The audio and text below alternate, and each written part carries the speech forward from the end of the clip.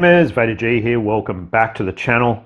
In this video we're going to take a bit of a look at Sentry. I've only been playing with him for probably a bit over an hour and I can absolutely say that this guy is total beast mode.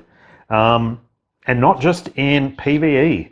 I've got a really strong feeling just after some real limited testing and timeline that this guy potentially could be the most well-rounded meta unit we have seen yet. He is a native tier 3, so I'm just on this screen, not because I want to be, but because you can actually see that he is tier 3. Even at level 140, you can see here on screen he is tier 3. So absolutely insane. Just going to revisit his skills very, very quickly for you. So his tier 3 actually has silence on it, which is really good, and we'll be taking him for a run in Alliance Battle Extreme. We're going to take him up against Ghost Rider. I think Ghost Rider is probably the most powerful universal hero at this point in time. So we're going to take him for a run up against Ghost Rider, knowing that I have a little bit of an idea of a rotation for Ghost Rider, where I really don't have too much of an idea of Sentry. His passive is pretty epic. Increases chain hit damage by 25% when attacking. He's got big defense. He's got burn on his first. On his second skill, he's got accumulation. Now, accumulation is a funny thing, right? Accumulation does cap. So that means even if you've got massive attacks on your cards, it won't scale up drastically with attack because it reaches a cap level. I don't know if I'm explaining that properly. It makes sense when I'm thinking about it, but when it's coming out of my mouth, it sounds pretty fucking stupid. But anyway, whatever. Third skill, the big thing is that second skill, if you keep that active throughout an Alliance Battle Run or World Boss Ultimate, you can actually, anyway, you guys will see, right? Third skill, defense down, bleed damage. Fourth skill is where his buff is, right? So we're going to try and keep that 2 skill and this 4 skill active as much as we possibly can for these buffs, right? So the accumulation and the increased damage and crit rate. Fifth skill has penetration. It does tremendous damage. It has paralysis as well, which will be very handy in another Alliance Battle Extreme Day. So he's got silence, he's got paralysis on his fifth, and he has burn on one of those skills as well. So he can do all Alliance Battle seasons, but forget Alliance Battle by itself. We know we have Ghost Rider already that can hit 10 million if he's built. And if you look back, 3 or 4 weeks, you'll see a video on my channel of Ghost Rider doing just that, right? His passive is PvP. If he dies, he comes back with 80% HP. It's insane. And his leadership, he's got a debuff, removal, leadership, and increase of all attacks. His leadership is mental as well, right? And really, really heavily focused towards PvP with that debuff removal. It's absolutely insane. The skill set is bonkers, right? Now, here's the build that I've got on him. I've loaded him up, right? I've loaded him up, and because he doesn't have a uniform, we still struggle to reach cap on critical stats. So crit rate is not even maxed. Crit damage is not even close to maxed. But we've got ignore defense max, we've got dodge max, and we got close enough to having cooldown duration duration maxed as well. Got him loaded up with Odin's Blessings because why not, right? We're in the test server, and what I'm kind of saying is we're in the test server environment. There's some downfalls with it, but obviously the cards are stacked. We can load these guys up with Odin's Blessings. So I suppose the Ghost Rider comparison in Alliance Battle Extreme is going to give you guys a really good indicator of where he's at power-wise. Got him, Power of Angry Hulk on him, and CTP of Rage. Now, this guy has no uniform. 0 uniform. Native tier 3, the first native tier 3 in the game.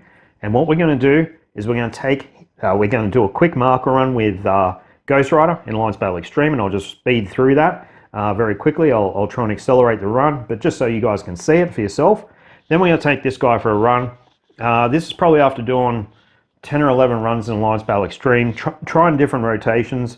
I actually saw another Star Agent pop this rotation, and it seemed to work really well, and I scored okay with it, right? Then we're going to take him for a quick run, and when I say quick, frickin' really quick, a quick run against Cull Obsidian, level 99 in World Boss Ultimate. and then we're going to try a few PvP matches in timeline with him. And you can see it. You can just see he's freaking bonkers, right? He's absolutely mental. So yeah. Anyhow, let's get into the video.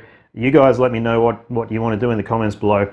I know it sounds like I'm super pushing this guy for Netmarble. I'm really not. I'm just being totally genuine when I say that I really think this guy is probably the most well-rounded unit in the game that we've seen, and particularly considering he doesn't even have a uniform, it's tremendous what he can actually do. He reminds me of Gladiator, but around about 50% better than Gladiator in all modes. So I don't know if that's any gauge for you, but all right, guys, let's have a look. All right, guys. So for this Ghost Rider run, scored around about 10 million. Built Ghost Rider pretty much the same as what I'd built Sentry, so stacked him with Odin's Blessings, around about 4 Euro slot amplified. This is not an ideal run. Now, with Ghost Rider in Silent Season, you don't need to cancel the Raw. All you need to do is apply the buff from Satana at the very start of the match, right? So we're not going to cancel any Raws, you'll notice through this match, but it won't affect the score. The score will not drop at all. So yeah, getting back to Sentry, the crazy part is I'm sort of thinking that he is potentially the most powerful character in the game. And that's only after an hour and a half of mucking around with him without really figuring out what he can and can't do. I don't know how he goes against Null in World Boss Ultimate. I only ran him against Cull Obsidian, which you'll see coming up here pretty soon after the Alliance Battle Extreme run. In Timeline Battle, he just seems like he is going to be extremely powerful, extremely powerful. How that flows on into Alliance Tournament for those sort of players in the top 16, I really have no clue, to be honest. The fact that he has no uniform is a massive disadvantage, in my opinion, when it comes to Alliance Tournament. It's just all those extra stats you can get, all the extra dodge, the extra HP, all these things that you actually get with a uniform. So I'm not super confident that in Alliance Tournament he's going to be absolutely bonkers and just wipe the floor with everyone. We're coming to the end of this run here, so we got 10.3 million. Not a bad run, not a great run, but the product was reasonably friendly to us. Here we go with we're going to use this team up here of Nova, Philovel, and also the big unit himself, Sentry. So I've no CTP of insight on any of these units here. How do I really explain it? It's kind of button mashing that's kind of a bit educated, I guess. So the second and the fourth skill have the buffs. The second skill has damage accumulation, so we try and keep that active at all times. The fourth skill has that big all attack buff as well. So as you can sort of see, we're just past the half-minute mark. We're 1.5 million already. So trending towards that sort of 3 million mark. One of the downfalls, of course, one of the disadvantages he has against Ghost Rider is Ghost Rider can just plow through the silences, right? So with the Satana buff, Sentry can't do that. So we really have to sort of hang on his tier 3 skill. It's easy enough to cancel. It's quite a short time frame. You really have to kind of hang on to his tier 3 for a few periods through the game, and you'll notice it when we come into the second Beast Roar. It becomes quite evident that we kind of miss, we miss a tier 3, and it feels like when you're playing, it actually feels like you can fit it in and you can get in the tier 3, but it's impossible. It can't happen. I tried it quite a few times, and there's no way without just pure button mashing and not letting skills play out properly. His second skill reminds me so much of Lunar Snow's second skill. It's not funny. That backwards and forwards, that huge burst damage and that residual damage that it leaves to the target, it is crazy. I think the ultimate timing for the tier 3, you cancel a tier 3 kind of now. Oh no, sorry. I missed that part. You cancel a tier 3 after probably around about 2.5 seconds. Basically when he's sort of casting his stuff or throwing his energy attack at the beast, that's when you kind of cancel his tier 3. That's what I found. You could cancel it early, I'm not really sure. But for me, that sort of seemed to be the best. We're on pretty good time here. Like I said, guys, this is by no means an optimized run. In fact, I would call it far from an optimized run. Yeah, he's stacked with Odin's Blessings. Yeah, there's quite powerful cards. But we're comparing him against a known entity in Ghost Rider. So whatever you're scoring with Ghost Rider on your account, you can kind of roughly get a comparison. So remember, we scored 10 million with Ghost Rider. We're already 8 million here with Sentry. No uniform, guys. Absolutely no uniform. Already 8 million here with Sentry. And let's see what we can end up with in regards to score. With 15 seconds left, we're going to squeeze another tier 3 in towards the end here. It will fly. The score will fly up. It should do. Yep. Yeah, starts to accelerate there. And we're up at sort of that 9.3 million, 9.35. So 9.35 million for someone I've never played before, pretty impressive. You want to see impressive though? Watch this. Watch him melt Cull Obsidian. And then, guys, I'm going to leave you to it. You can just check it out yourself. Watch him melt Cull Obsidian. It's just obscene.